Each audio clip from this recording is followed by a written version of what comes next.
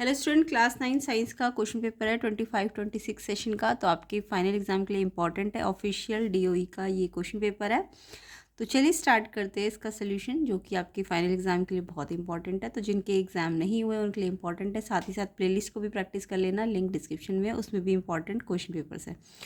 तो इसका हमने जो ऑब्जेक्टिव पार्ट है सेक्शन ए बी सी का कंप्लीट कर रखा है पार्ट 1 में। तो आप चेक कर लेना, ये सारे क्वेश्चंस के सॉल्यूशंस आपको पार्ट 1 में मिल जाएंगे, जितने भी ऑब्जेक्टिव क्वेश्चंस हैं।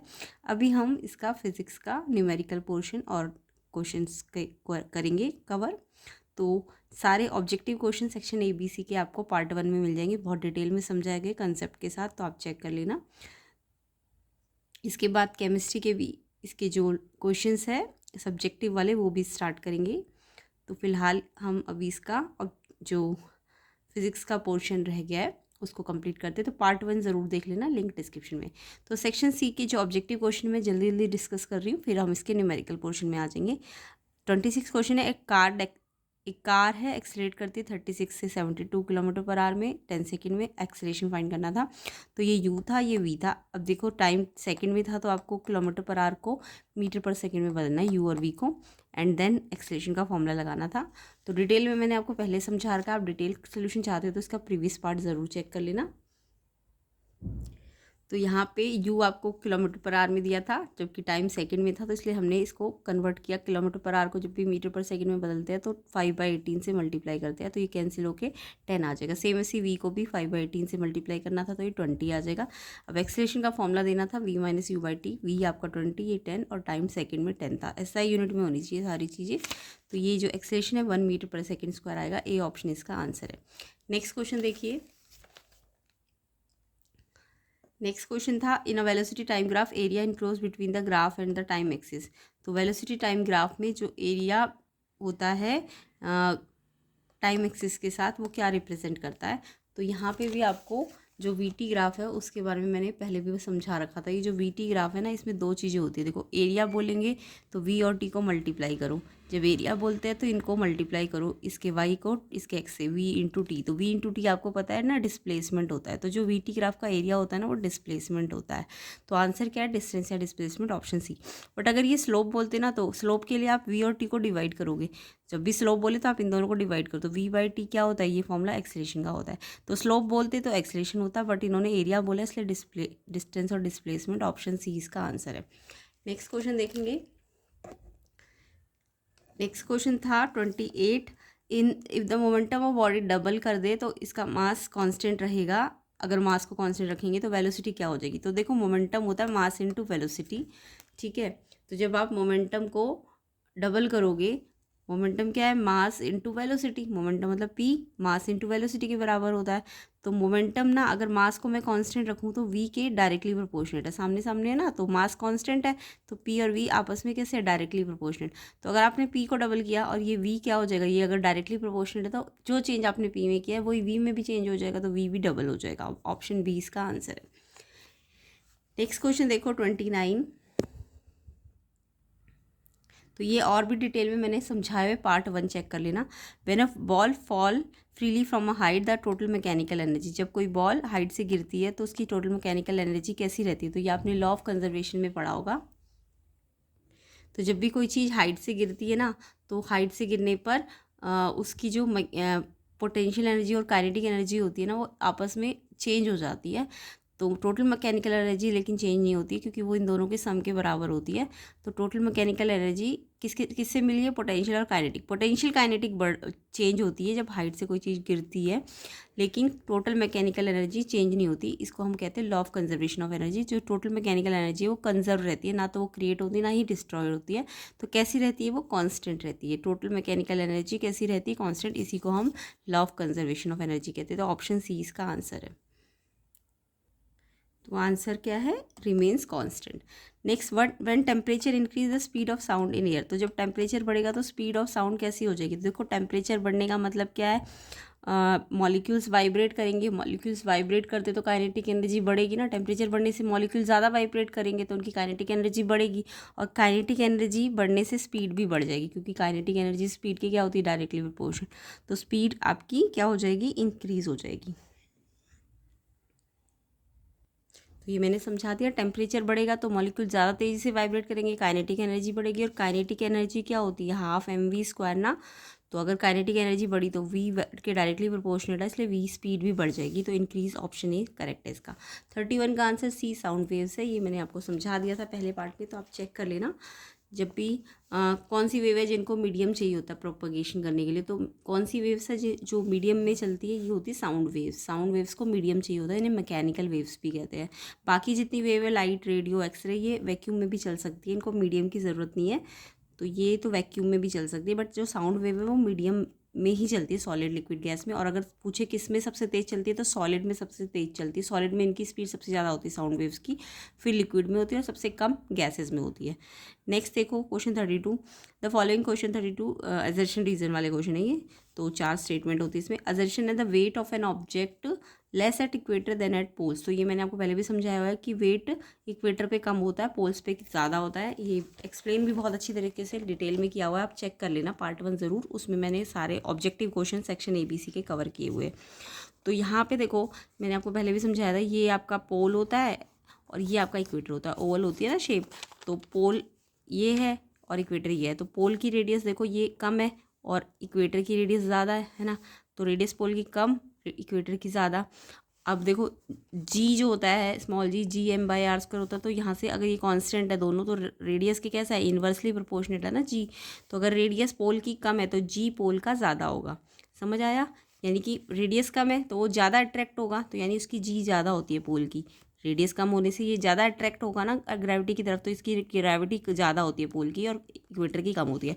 और जो वेट होता है वो ग्रेविटी, वेट किससे बना है? मास इनटू ग्रेविटी, है ना। Gravity, acceleration due to gravity से।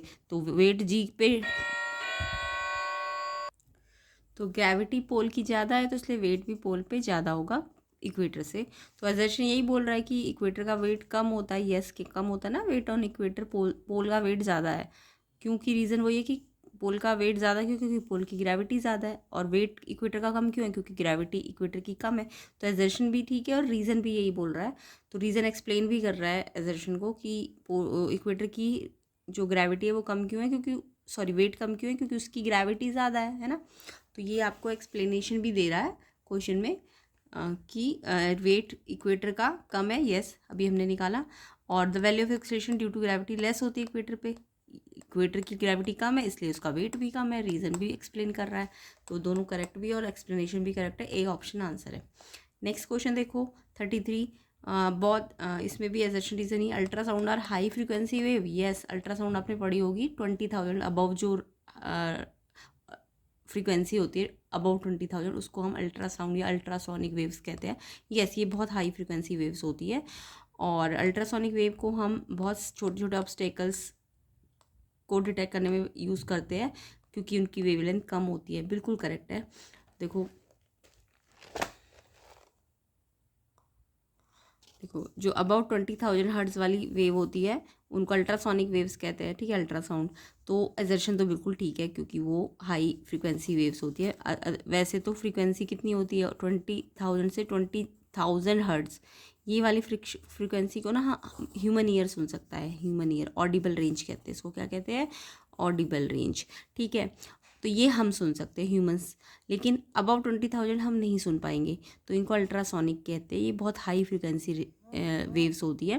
तो असर्शन तो बिल्कुल ठीक है और रीज़न भी यही कह रहा है कि इनकी वेवलेंथ कम होती है इसलिए इनको हम डिटेक्ट करने में यूज़ करते हैं ना, क्रैक्स को।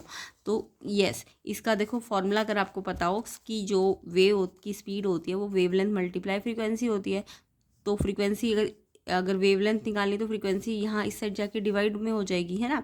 तो अगर स्पीड तो कांस्टेंट है किसी भी मीडियम में, तो वेवलेंथ फ्रीक्वेंसी के इन्वर्सली प्रोपोर्शनल होती है। तो क्योंकि इनकी फ्रीक्वेंसी ज़्यादा है तो वेवलेंथ क्या होती है? इनकी कम होती है। देखो फ्रीक्वेंसी ज़्यादा बोली ना इन्होंने, तो वेवलेंथ कम। तो एक्चुअल में रीज़न सही बोल रहा है कि वेवलेंथ कम है क्योंकि फ्रीक्वेंसी, वेवलेंथ कम है इसलिए इसकी फ्रीक्वेंसी क्या है? ज़्यादा है। तो ये वेवलेंथ कम है इसलिए फ्रीक्वेंसी ज़्यादा है, इसलिए रीज़न एक्सप्लेन भी कर रहा है, इसलिए इसका आंसर भी ऑप्शन ए हो जाएगा, ठीक है।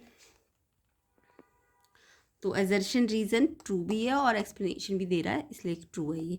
नेक्स्ट देखो आगे के क्वेश्चंस को देखते हैं। Defined bind force on what factor does it depend. तो बाइंड फोर्स क्या है और किस फैक्टर पे ये डिपेंड करता है? तो बाइंड फोर्स सबको पता होगा कि बाइंड फोर्स क्या होता है। जो भी लिक्विड होता है ना वो एक अपवर्ड फोर्स एक्सर्ट करता है, उस अपवर्ड फोर्स को हम क्या कहते हैं, बायंट फोर्स कहते हैं। तो बायंट फोर्स को डिफाइन करने का तरीका क्या है, buoyant force is the force, buoyant force is an upward force exerted by a fluid, fluid में दोनों हो सकते हैं, लिक्विड और एयर दोनों हो सकते हैं, फ्लूइड के सिर्फ लिक्विड से नहीं बनता, एयर से भी बन सकता है। तो जो भी बायंट फोर्स है वो क्या है, एक अपवर्ड फोर्स है जो एक्सर्ट करता है फ्लूइड, फ्लूइड करता है यानी एयर या liquid, that oppose the weight of an immerse object. जो क्या करेगा, ये जो अपवर्ड फोर्स है ना ये अपोज करेगा जो इमर्स ऑब्जेक्ट होगा उसके वेट को, यानी जो ग्रेविटी वाले वेट है उसको अपोज करेगा, ठीक है। तो उसे बायंट फोर्स कहते हैं। इसके फैक्टर्स क्या क्या है, किस किस फैक्टर्स पर डिपेंड करेगा बायंट फोर्स, तो ये डेंसिटी ऑफ लिक्विड, लिक्विड की डेंसिटी कैसी है, या उसका वॉल्यूम, जो हमने ऑब्जेक्ट को लिक्विड की डेंसिटी पे और जो ऑब्जेक्ट हमने सबमर्ज किया उसके वॉल्यूम पे डिपेंड करेगा, और gravity, acceleration due to gravity small G पे भी डिपेंड करेगा। तो डेंसिटी, वॉल्यूम और जी, ये 3 फैक्टर है इसके। तो जो बॉयंट फोर्स होता है ना वो density multiply volume multiply gravity, इनसे मिलके बना होता है। तो ये तीनों के ना डायरेक्टली प्रोपोर्शनेट है, डेंसिटी के भी, वॉल्यूम के भी और ग्रेविटी के भी। तो जितनी ज़्यादा डेंसिटी होगी लिक्विड की बायंट फोर्स उतना ज़्यादा होता है, जितना वॉल्यूम होगा ऑब्जेक्ट का उतना बायंट फोर्स ज़्यादा होगा, ग्रेविटी जितनी ज़्यादा होगी बायंट फोर्स उतना ज़्यादा होगा, यानी इन तीनों के डायरेक्टली प्रोपोर्शनेट होगा। क्लियर। नेक्स्ट क्वेश्चन देखिए 35 में अटेम्प्ट करना था ए और बी में से एक। साउंड वेव की फ्रीक्वेंसी दी हुई थी 256 हर्ट्ज, फ्रीक्वेंसी की यूनिट होती है हर्ट्ज, ठीक है। एंड वेवलेंथ दिया हुआ है 1.3 मीटर, तो दोनों एसआई यूनिट में दी है तो कोई कन्वर्जन करने की जरूरत नहीं है, यूनिट को स्पीड निकालनी थी। तो अभी मैंने थोड़ी देर पहले आपको फॉर्मूला बताया था, स्पीड का फॉर्मूला बताया था, वेवलेंथ मल्टीप्लाई फ्रीक्वेंसी, फ्रीक्वेंसी भी गिवन है और वेवलेंथ, ये लैम्डा मतलब वेवलेंथ है, ये वेवलेंथ मीटर में दी होती है, तो ये वेवलेंथ दी है, ये फ्रीक्वेंसी दी है। अब फॉर्मूला स्पीड का लगा दो, वेवलेंथ मल्टीप्लाई फ्रीक्वेंसी। इस फॉर्मूले से के ऊपर एक क्वेश्चन न्यूमेरिकल ज़रूर आएगा एग्जाम में, तो इसे अच्छी तरह से प्रैक्टिस कर लेना। तो स्पीड आपको निकालनी है, वेवलेंथ मीटर में दी हुई है और फ्रीक्वेंसी हर्ट्ज में दी है, दोनों एसआई यूनिट है, चेंज मत करना। अब इसको इससे मल्टीप्लाई कर दो और फिर 3 के पहले डेसिमल है ना, 1 के बाद डेसिमल लगा देना यहाँ, तो ये आंसर आ जाएगा, स्पीड मीटर पर सेकंड में आ जाएगी। उसके बाद आपको इसके ऑप्शन वाले क्वेश्चन में यूजेस ऑफ मल्टीपल रिफ्लेक्शन बोला गया था। तो मल्टीपल रिफ्लेक्शन कहाँ यूज़ होता है कि स्टेथोस्कोप में, जब जो डॉक्टर्स है वो हार्ट बीट को हियर करने में यूज़ करते हैं ना, और मेगाफोन्स में एम्पलीफाई करते हैं साउंड्स को, तो यहाँ पे इसका यूज़ किया जाता है। तो यहाँ पे हमारे uses of multiple reflection of sound complete होता है। नेक्स्ट देखो, नेक्स्ट क्वेश्चन है what does the slope of distance time graph represent. अभी आपने वीटी ग्राफ का स्लोप पढ़ा था, या वीटी ग्राफ के स्लोप की बात की थी मैंने, वीटी ग्राफ का स्लोप एक्सेलरेशन देता है, बट यहाँ पे डिस्टेंस टाइम ग्राफ जो होता है उसका स्लोप क्या देता है। तो स्लोप के लिए मैंने अभी बताया था आपको, तो जब भी स्लोप बोले ना तो स्लोप का मतलब होता है डिस्टेंस टाइम का स्लोप बोला है तो डिस्टेंस और टाइम को डिवाइड में लेना है। स्लोप का मतलब क्या है, इन दोनों को डिवाइड में लेना है। तो डिस्टेंस अपॉन टाइम आपने पढ़ा होगा, वेलोसिटी होता है, चेंज इन डिस्टेंस अपॉन टाइम क्या होता है, वेलोसिटी होता है। तो स्लोप ऑफ एसटी ग्राफ आपको वेलोसिटी देगा। क्लियर। और फिर इन्होंने पूछा कब यूनिफॉर्म मोशन का पता चलेगा, कब नॉन यूनिफॉर्म मोशन का। तो जब ये स्ट्रेट लाइन ग्राफ होगा, कैसा ग्राफ होगा, स्ट्रेट लाइन ग्राफ होगा। अगर ग्राफ स्ट्रेट लाइन है तो ये यूनिफॉर्म मोशन है, और अगर ग्राफ कर्व्ड है यानी स्ट्रेट लाइन नहीं है तो फिर ये नॉन यूनिफॉर्म मोशन होता है। नेक्स्ट क्वेश्चन है आपका, एक क्रिकेट प्लेयर है वो कैच करता है एक फास्ट मूविंग बॉल को। कैसे कैच करता है, वो अपने हैंड्स को थोड़ा पीछे कर लेता है, कैच करने से पहले अपने हैंड्स को पीछे करता है। तो अगर वो बॉल को सडनली मतलब स्टॉप करना चाहे तो क्या होगा, उसके पाम में बहुत ज़्यादा चोट लग जाएगी। तो अगर वो एक आती हुई बॉल को तुरंत कैच करेगा तो उसके हाथ में चोट लगेगी, इसलिए वो थोड़ा हाथ को पीछे करता है। तो पीछे करने का रीज़न ये होता है कि वो ना टाइम को थोड़ा बढ़ा देता है, टाइम को बढ़ाता है, और टाइम बढ़ने से क्या होता है, फोर्स जो होता है ना कम हो जाता है। तो इसलिए वो क्या कर रहा है, टाइम बढ़ाने के लिए फोर्स, टाइम क्यों बढ़ा, हाथ पीछे क्यों कर रहा है, क्योंकि वो टाइम बढ़ा के फोर्स को कम करना चाहता है, ताकि फोर्स कम लगेगा तो उसको उसके जो हाथ है उसमें चोट नहीं आएगी हथेली में। तो force applied on the ball bring it to rest and by increasing the time duration of stopping the ball the impact force is reduce. वही मैंने अभी जो समझाया कि इस तरह से वो टाइम को इंक्रीज कर रहा है ताकि वो फोर्स के इम्पैक्ट को कम कर सके और उसे चोट कम लगे। तो ये क्वेश्चन कई बार पूछते हैं क्यों वो बैक करता है अपने हाथ को, तो ये रीज़न होता है उसका। ठीक है, अब इससे रिलेटेड आपको क्वेश्चन बोला है, तो ये डिफाइन मोमेंटम। तो मोमेंटम क्या है, अभी थोड़ी देर पहले मैंने आपको बताया था। अच्छा, इससे पहले एक और क्वेश्चन है, स्टेट करना था Archimedes principle, mention its two application. तो आर्किमिडीज प्रिंसिपल तो आई होप सबको ही आता होगा। Question number 37, Archimedes principle states बताता है कि when a body is fully और partially immersed in a fluid, कोई भी बॉडी जब पूरी तरह से या थोड़ी किसी फ्लूइड में इमर्स करते हैं, ठीक है, या तो पूरी तरीके से या पार्शियली आप इमर्स करोगे किसी भी फ्लूइड में किसी बॉडी को, तो उसमें क्या लगेगा, एक अपवर्ड बायंट फोर्स लगेगा, वो अभी बताया था मैंने।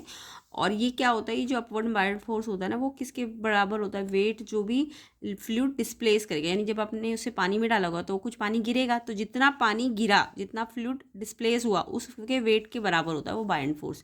तो ये आपको आर्किमिडीज प्रिंसिपल के थ्रू पता चलता है। बाकी इसकी एप्लीकेशंस पूछी थी, तो एप्लीकेशन कहाँ कहाँ यूज़ होता है आर्किमिडीज प्रिंसिपल, शिप्स को डिज़ाइन करने में, सबमरीन्स को डिज़ाइन करने में, या फिर हाइड्रोमीटर लैक्टोमीटर्स बनाने में। हाइड्रोमीटर का काम होता है कि ये डेंसिटी ऑफ फ्लूइड को पता करता है, और लैक्टोमीटर प्योरिटी ऑफ मिल्क को चेक करता है। तो इनमें हम आर्किमिडीज प्रिंसिपल को यूज़ करते हैं।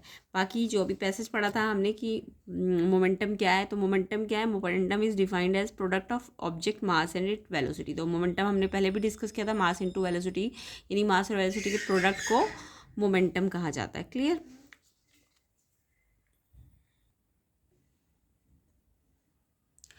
तो क्वेश्चन मोमेंटम तो पता चल गया, product of mass and velocity. Next है लॉ ऑफ मोशन कौन सा यूज़ हुआ है, इस सिचुएशन में कौन सा लॉ ऑफ मोशन यूज़ हुआ है, तो यहाँ पे टाइम और फोर्स के बारे में बात हो रही है ना, तो यहाँ पे change in momentum, rate change in momentum, तो force equal to rate change in momentum, ये सेकंड लॉ है। तो सेकंड लॉ ऑफ मोशन की बात हो रही है यहाँ पे। क्या होता है second law, second law calculation करता है फोर्स की, यानी कैलकुलेशन फोर्स को डिराइव करता है, और फोर्स क्या होता है, रेट चेंज इन मोमेंटम। ठीक है। नेक्स्ट उसमें क्वेश्चन न्यूमेरिकल है, मास गिवन है 0.5 kg, स्पीड गिवन है बॉल की, बॉल का मास दिया है, बॉल की स्पीड दी है। अब इसको स्टॉप करना है, स्टॉप मतलब इसकी इनिशियल स्पीड, तो इनिशियल वेलोसिटी 10 है, बट स्टॉप करेंगे तो v इसका फाइनल वेलोसिटी 0 हो जाएगा स्टॉप करने पे, और टाइम दिया हुआ है, और आपको एवरेज फोर्स निकालना था। बाकी सेकंड में भी आपका न्यूमेरिकल ही है, बॉडी का मास गिवन है और वेलोसिटी 4 मीटर पर सेकेंड है इसका मोमेंटम। बहुत ही सिंपल क्वेश्चन था ये तो यहाँ मोमेंटम डिफाइन करना था, सेकंड में बताना था कौन सा लॉ यूज़ है, सेकंड जो लॉ है मोशन का, force equal to rate change in momentum, change in momentum upon time. अब मास आपको गिवन था, यू आपको बोला था स्टॉप करना है तो वी 0 हो जाएगा, है ना, स्टॉप जब भी करना हो तो वी फाइनल 0 हो जाता है, टाइम दिया हुआ था। तो फोर्स निकालना है तो आपको क्या करना है, देखो एम भी पता है, वी भी पता है, यू भी पता है, डी भी। तो फोर्स कैसे निकलता है, change in momentum upon time, change in momentum का होता है final momentum M V minus final momentum minus initial momentum, final momentum M V हो जाएगा, इनिशियल मोमेंटम एम यू हो जाएगा, उसमें से माइनस करो और अपॉन में टी, एम कॉमन ले लोगे तो वी माइनस यू बचेगा अपॉन में टी। अब एम तो 0.5 दिया है, वी आपको स्टॉप करना है तो 0 दिया हुआ था, यू आपको 10 दिया हुआ था, माइनस करोगे तो 0 माइनस 10 माइनस 10 हो जाएगा, और फिर ये पॉइंट से पॉइंट कट गया, 2 से ये कट जाएगा, 2 5 जा 5 5 जा 25 न्यूटन, और नेगेटिव साइन आ रहा है, नेगेटिव साइन का मतलब फोर्स ना अपोजिट डायरेक्शन में लगेगा। ठीक है, तो फोर्स की डायरेक्शन कैसी होगी, अपोजिट होगी। क्लियर। तो ये इसका आंसर था। उसके बाद जो इसका सेकेंड न्यूमेरिकल था, डी वाला जो ऑप्शन में था, उसमें मास गिवन था, वी गिवन था, मोमेंटम क्या होता है, मास इंटू वेलोसिटी, मास 3 है, वेलोसिटी 4 है, तो 12 kg मीटर पर सेकेंड। तो ये मोमेंटम की यूनिट होती है, इसे भी याद कर लेना, ये केजी में और ये मीटर पर सेकंड में, तो इसकी यूनिट केजी मीटर पर सेकंड होती है मोमेंटम की। क्लियर। नेक्स्ट क्वेश्चन पे आते हैं। नेक्स्ट क्वेश्चन है आपका 39, इसमें भी ए और बी में से कोई एक अटेम्प्ट करना था। तो यहाँ पे देखो ए में है define 1 joule of work, 1 joule of work क्या है, एक्सप्रेशन बताना है काइनेटिक एनर्जी के लिए, law of conservation of energy क्या है, और पावर डिफाइन करनी है उसकी एसआई यूनिट, और नेसेसरी कंडीशन फॉर वर्क क्या होनी चाहिए। तो क्वेश्चन 39 का फर्स्ट पार्ट देखिए, 1 जूल वर्क क्या है। तो 1 जूल वर्क क्या है, 1 joule work is done when a force of 1 newton move an object through a distance of 1 metre in the direction of force. 1 joule work कब होगा, देखो वर्क का फॉर्मूला होता है फोर्स इंटू डिस्प्लेसमेंट। तो ये 1 जूल कब आएगा वर्क, ये 1 जूल कब आएगा, जब ये फोर्स 1 न्यूटन होगा और डिस्प्लेसमेंट 1 मीटर होगा, तभी तो ये 1 1 होंगे, तभी तो ये 1 जूल आएगा ना। तो 1 जूल क्या है, 1 joule is work done when a force of 1 newton move करेगा एक ऑब्जेक्ट, कितना मूव करेगा, ए डिस्टेंस ऑफ 1 मीटर। तो जब एक यूनिट फोर्स एक मीटर ऑब्जेक्ट को मूव करेगा 1 मीटर डिस्टेंस पे, तो किस डायरेक्शन में, फोर्स की डायरेक्शन में, तो उस टाइम पे 1 जूल वर्क होगा। ठीक है, तो 1 जूल 1 न्यूटन मीटर का मतलब ये है कि 1 जूल वर्क कब होता है, जब 1 न्यूटन फोर्स मूव करेगा एक ऑब्जेक्ट को 1 मीटर डिस्टेंस पे इन द डायरेक्शन ऑफ फोर्स, तो उसको 1 जूल ऑफ वर्क कहते हैं। नेक्स्ट आपको बोला था काइनेटिक एनर्जी के लिए एक्सप्रेशन क्या है, तो काइनेटिक एनर्जी हाफ mv² के बराबर होती है। थर्ड बोला था आपको कि एनर्जी का law of conservation of energy क्या है, तो ये बता, law of conservation states that energy neither be create nor be destroy, को एनर्जी को हम ना तो क्रिएट कर सकते हैं ना डिस्ट्रॉय कर सकते हैं, it can only be change from one form to another, ये सिर्फ चेंज होती है, जैसे मैंने थोड़ी देर पहले बताया था आपको, पोटेंशियल एनर्जी काइनेटिक में बदल जाती है या काइनेटिक पोटेंशियल में बदल जाती है, तो इसको हम चेंज कर सकते हैं बट टोटल एनर्जी चेंज नहीं होती, टोटल एनर्जी आइसोलेटेड सिस्टम की कांस्टेंट रहती है, तो इसी को law of conservation of energy कहते हैं। फोर्थ पार्ट में आपको पावर को डिफाइन करना था। पावर क्या है, देखो पावर एनर्जी अपॉन टाइम भी हो सकती है, पावर वर्क अपॉन टाइम भी हो सकती है, तो इसको डिफाइन करो। Power is defined as the rate at which work is done, तो टाइम का मतलब रेट होता है, रेट जिसमें वर्क डन हो या फिर एनर्जी को ट्रांसफॉर्म करते हैं, उस रेट को हम पावर कहते हैं। ऐसा यूनिट पावर की वॉट होती है, वॉट का सिंबल W होता है, तो 1 what 1 joule upon 1 second. Power क्या है 1 वॉट, वर्क क्या जूल और टाइम क्या है सेकेंड, तो 1 वॉट 1 जूल पर सेकेंड के इक्वल है, तो ये रिलेशन है वॉट और जूल के बीच में। क्लियर। अब क्वेश्चन 39 में ही आपको पूछा था फिफ्थ पार्ट में, necessary condition for work done, तो अगर वर्क के लिए वर्क कराना है तो उसके लिए कंडीशन क्या होनी चाहिए, कोई भी वर्क कब माना जाएगा कि हुआ, तो उसके लिए कंडीशन होनी कुछ ज़रूरी है। तो पहली कंडीशन होती है force must be applied on an object, मतलब फोर्स एक ऑब्जेक्ट में लगाना बहुत ज़रूरी है तभी वर्क माना जाएगा। तो पहली बात तो फोर्स लगेगा तभी वर्क होगा, यानी फोर्स कभी भी ज़ीरो नहीं होना चाहिए, ये पहली कंडीशन है। दूसरी कंडीशन है ऑब्जेक्ट मस्ट मूव और डिस्प्लेस, ऑब्जेक्ट को ना मूव और डिस्प्लेस होना ज़रूरी है, अगर ऑब्जेक्ट मूव नहीं कर रहा अपने ओरिजिनल पोजीशन से तो वर्क डन नहीं होगा। तो वर्क के लिए पहली कंडीशन फोर्स लगाना ज़रूरी है, दूसरी कंडीशन डिस्प्लेसमेंट होना ज़रूरी है, यानी फोर्स ज़ीरो नहीं होना चाहिए, डिस्प्लेसमेंट भी ज़ीरो नहीं होना चाहिए, और तीसरी कंडीशन जो एंगल होगा ना फोर्स और डिस्प्लेसमेंट का वो 90 नहीं होना चाहिए, अगर वो 90 हुआ तो तब भी वर्क ज़ीरो हो जाता है। तो ये तीन कंडीशन एक तरह से वर्क ज़ीरो की है। वर्क ज़ीरो कब कब होता है, इस टाइम पे इस टाइम पे इस टाइम पे। अगर ये क्वेश्चन वर्क ज़ीरो होने की कंडीशन पूछता वर्क ज़ीरो कब होगा तो भी यही लिखते। क्वेश्चन बोला कि वर्क होने की क्या कंडीशन है, तो इसमें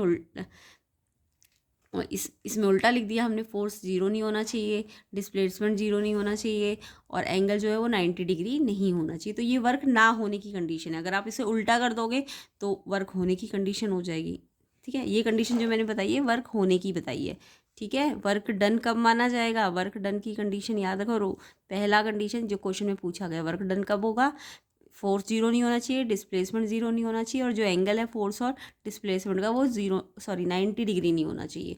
तो अगर ये तीन कंडीशन होती तो ही वर्क डन होगा। ठीक है, और अगर क्वेश्चन बोले वर्क कब डन नहीं होगा तो आप फिर उल्टा लिख देना, फोर्स जीरो होना चाहिए, डिस्प्लेसमेंट जीरो होना चाहिए, या फिर दोनों का एंगल 90 डिग्री होना चाहिए, तो वर्क नहीं होगा। ठीक है, अभी क्वेश्चन में आपको वर्क डन की पूछी है तो ये लिखना है, तो शॉर्ट में लिख देना ऐसे करके, समझ आ गया।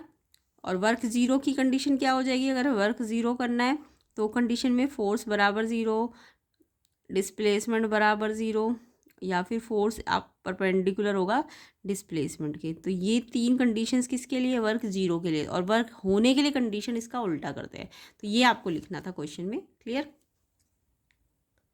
नेक्स्ट इसका 39 का बी पार्ट देखो, दोनों में से कोई एक ही करना है, बट आपको एग्जाम की प्रिपरेशन कर रहे हो तो इसलिए आपको दोनों आनी चाहिए।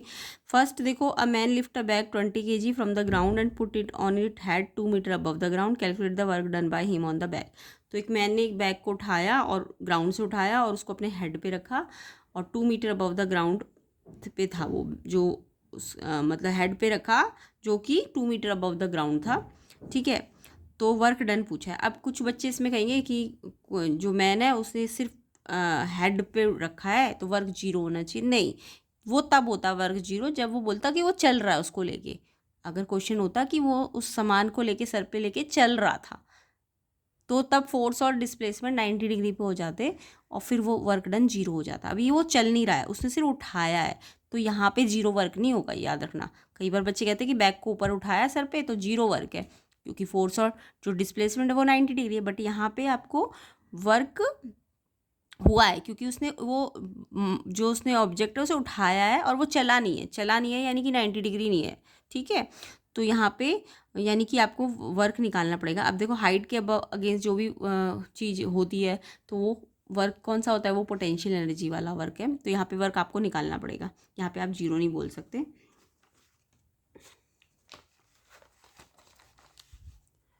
तो कैसे करना है इस क्वेश्चन को, देखो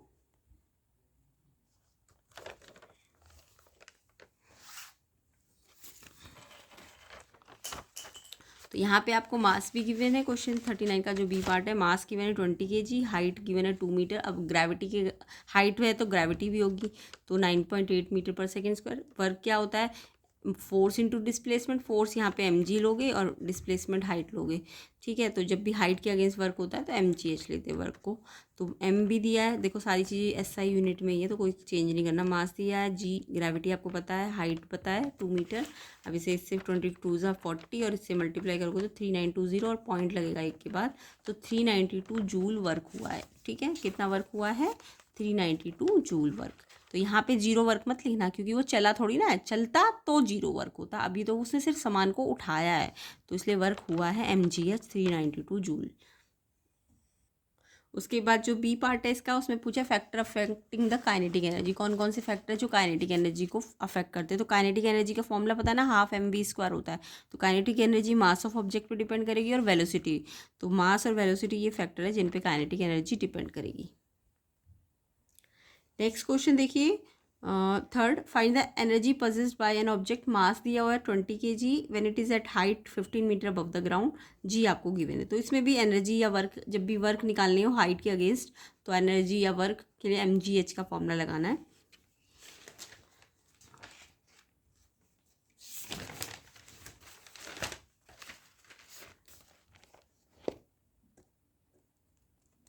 तो मास गिवन है 20 kg में और हाइट आपको 15 मीटर बोली है, ग्रेविटी भी बोली है, तो सारी SI यूनिट है।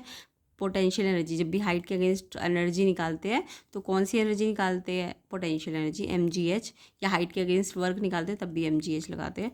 तो m 20 है, g आपका 9.8 है, हाइट 15 है, पहले 20 को 15 से मल्टीप्लाई किया, फिर 9.8 से करोगे तो मल्टीप्लाई करो और फिर एक के बाद डेसिमल लगा दो, तो 294 जूल एनर्जी हुई, यूज़ हुई है, ठीक है। तो इतना आंसर है इसका।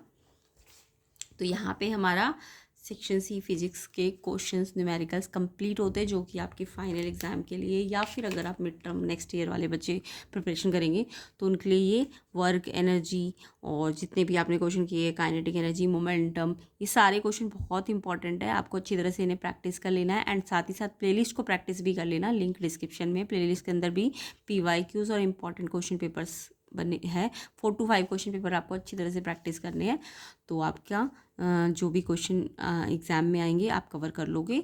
तो इसके नेक्स्ट पार्ट में हम इसके केमिस्ट्री के जो क्वेश्चंस है उसको भी डिटेल में आंसर्स करेंगे सबका। तो नेक्स्ट पार्ट के लिए आपको वीडियो को ज़्यादा से ज़्यादा शेयर करना है, ज़्यादा से ज़्यादा लाइक कर दो एंड चैनल में नए हो तो चैनल को सब्सक्राइब भी कर देना। तो हम ये केमिस्ट्री के डिटेल क्वेश्चन, सब्जेक्टिव वाले क्वेश्चंस भी कवर कर लेंगे एंड साथ ही साथ बायो के भी कवर करेंगे। तो आपको ज़्यादा से ज़्यादा वीडियो को लाइक करना है, शेयर करना है एंड चैनल में नए हो तो चैनल को सब्सक्राइब करना है एंड पार्ट 1 ज़रूर देख लेना, लिंक डिस्क्रिप्शन में, और साथ ही साथ प्लेलिस्ट का लिंक भी डिस्क्रिप्शन में, उसे भी चेक ज़रूर कर लेना। और सिर्फ देखना नहीं है, आपको खुद प्रैक्टिस करनी है। अपनी नोटबुक पेन लेकर आपको क्वेश्चंस को पहले खुद अटेम्प्ट करना है एंड देन आपको अगर समझ नहीं आ रहा उसके बाद आंसर देखने हैं और आंसर देखने के बाद फिर से समझ के एक बार फिर से करना है। तो आई होप सारे बच्चे अच्छी तरह से प्रैक्टिस करेंगे तो एग्ज़ाम अच्छा जाए आपके लिए। प्रैक्टिस बहुत ज़रूरी है। तो प्लेलिस्ट को का लिंक और इसका जो पार्ट 2 या पार्ट 3 बनेगा अब जो, उसका लिंक भी मैं डिस्क्रिप्शन में डाल दूँगी, चेक कर लेना एंड वीडियो को शेयर कर देना, लाइक कर देना। चैनल में नहीं हो तो चैनल को सब्सक्राइब भी कर देना।